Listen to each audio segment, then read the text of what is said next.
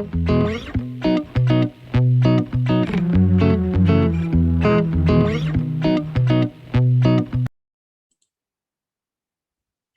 hi.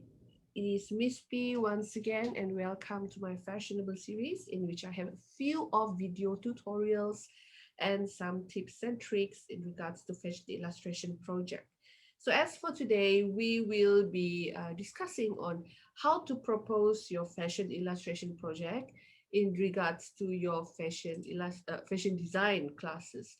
So as we all know, in most classes, we will have to produce a fashion illustration after finishing our design project. So this is important as part of the purpose of illustration in which it plays a part in promoting your design. So the nature is different when you are working in a company and also when you are studying. So when you're studying, it is important.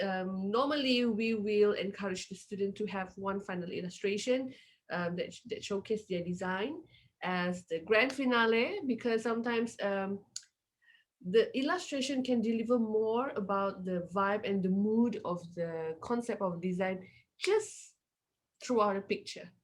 Okay, so let's see what we have to propose, or what we have to consider in proposing fashion illustration for your design collection.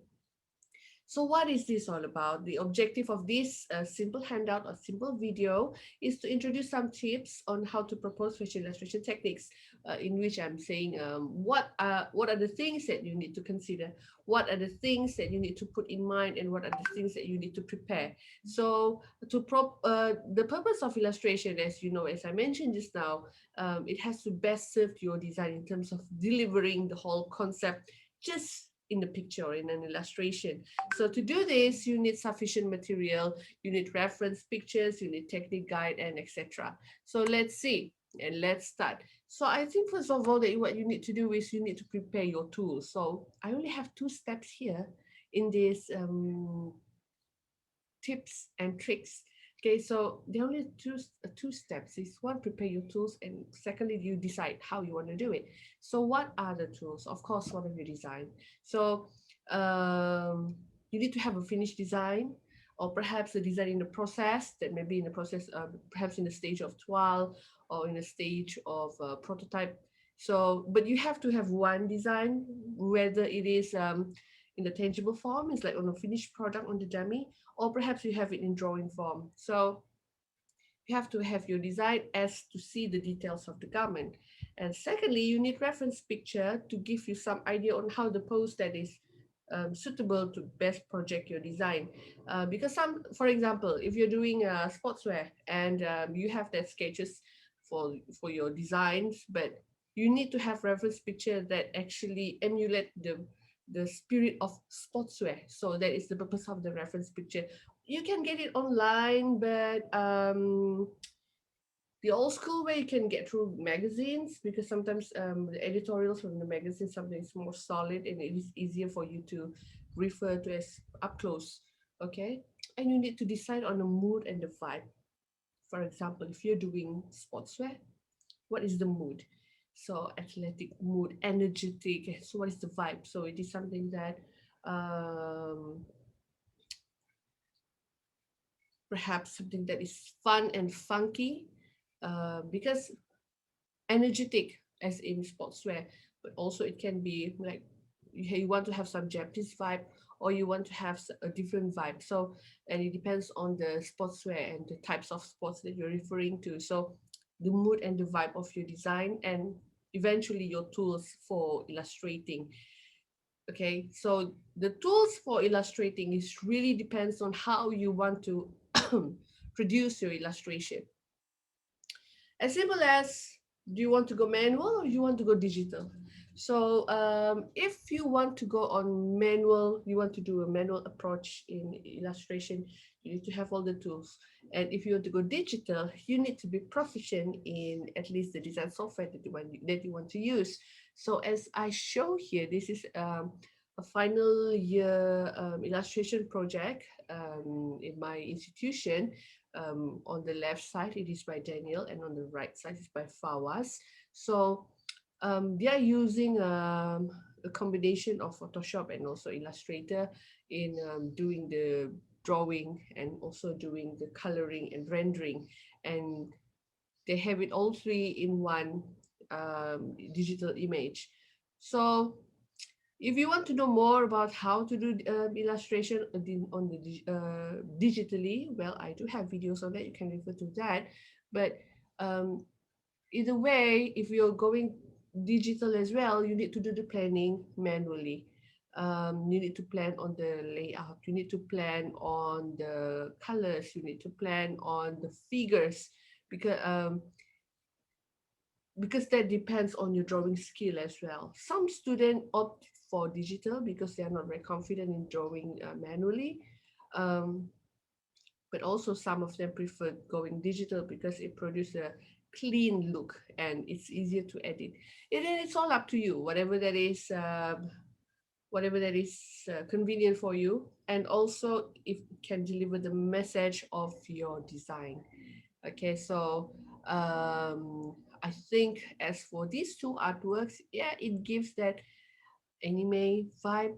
Okay, it's kind of narrative in terms of the poses and the layouts. Okay, so and I think the tools, it does do justice to their design. It doesn't show much of a texture, but more on the printed material. And because I know that Daniel's on the left side artwork, I know his material is more shiny materials, PVC, and doesn't have much texture. So he managed to actually emulate the effect of the fabric using his tools by a very shiny rendering, and as well as Fawaz on the right side. He does lots of printing, so we can see that in his illustration here. So perhaps to emulate that fabric, this approach works somehow. Okay, so how if you want to opt for manual? So this is some of the examples by the same uh, final year project, but by different students. And on the left side is by Zaf, on the right side by Shafinas. Um, Zaf's artwork, he wants to include some textures on the face, on the facial feature. Okay. Meanwhile, Shafina's, well, she preferred to use a manual approach, even to emulate that tie and dye technique on the garment. This is really on personal choice, whether you want to go digital or manual, because it depends on your skills. It depends on what you are comfortable with. Because sometimes those who are good drawing manually, perhaps they cannot really produce this sort of quality using a digital design software or drawings, okay, whatever tools, Corel Draw, whatever. So perhaps they cannot achieve that. So it is more satisfying or perhaps sometimes easier for them to use to do it manually. It really depends on you. Um, and the tools for you for coloring, acrylic, perhaps these students, they are more confident in handling the media way better than using design software. And also you can do something that is um, different, not how to say, it's not that different, but when you're doing illustration, like I mentioned this now, if you want to do manual or digital, the preparation is very much the same. You need to have your design, you need to have some reference picture, and you have to do some planning um, manually and discuss it with your lecturer, and then proceed with the drawing and the coloring, so on and so forth. But how if you want to experiment in terms of techniques, you want to experiment in terms of surface? So this is some of the example that we can look into. Remember that your illustration, it doesn't have to show your design 100%. That is why we need to do some photography or photo shooting. Okay, so if we want to do illustration, it is illustrating. So good enough for you to capture the dominant color, good enough for you to capture the mood and the vibe. So let's do some quick analysis on these three designs here. So the first one on the left side. So it is actually a pen and watercolor on canvas.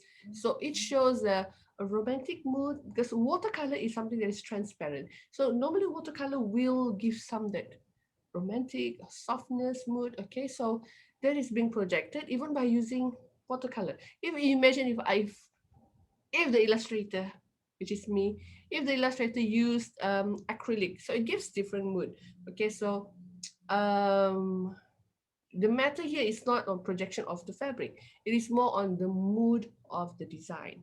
So if we look at the middle one is actually acrylic on brown paper and enhanced by embroidery, sewing embroidery on the brown paper as well. And you can see at the back it has this batik, and up close it has this brown paper and an acrylic. So what it emulates actually is a kebaya nyonya, traditional mood. Therefore, it has the batik background and also brown, so that it doesn't really. Brown is something that shows authenticity, authentic, authenticity. Sorry. Okay, so and that is what is being projected in the second illustration. And on the third one, on the right side, it shows some sadness. I don't have to explain anything further. You can see that right away. But if explaining about the techniques, the usage of the background, and the yellow is actually to frame it all so that our focus is on the figure. So that is how you do illustration, and those are the things that you need to consider. It is not just like redrawing your design. You do that in your design flats, and it is not about taking into account every detail of your design so much, because that is what photography is for. But for illustration, is to give the mood and the concept of your design. So I wish you all the best and good luck.